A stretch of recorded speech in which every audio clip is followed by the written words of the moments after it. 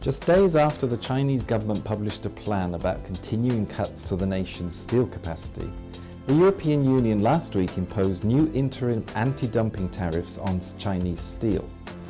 The alloy used in cars, buildings and other products has become a bone of contention between Beijing on one side, Brussels and Washington on the other.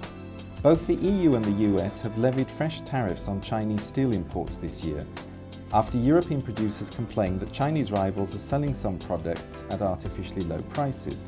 Washington introduced tariffs to protect its steel mills early in the year. In some cases, the rate is over 500%. As China's economy has slowed in recent years, domestic demand for steel has slumped. To tackle the resulting excess capacity, President Xi Jinping's administration is pushing hard to restructure the industry. The reforms involve mega mergers, such as between Bao Steel Group and Wuhan Iron and Steel Group, creating the world's second biggest producer, and the laying off or reassigning of 500,000 workers. The government has also tried to restrain exports and has hit back at critics, saying overcapacity is a worldwide issue caused by weaker demand globally. In July, China's then Finance Minister, Lou Jiwei, rejected US concern about Chinese overcapacity as hype and noted that Washington hadn't complained when China helped to pump prime global demand during the financial crisis that started in 2008.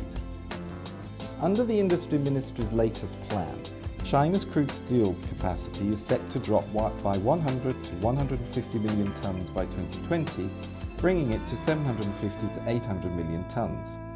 Up to 700 million tonnes of that is expected to be consumed in China. Last month, the ministry said 80% or 36 million tonnes of this year's target had already been achieved.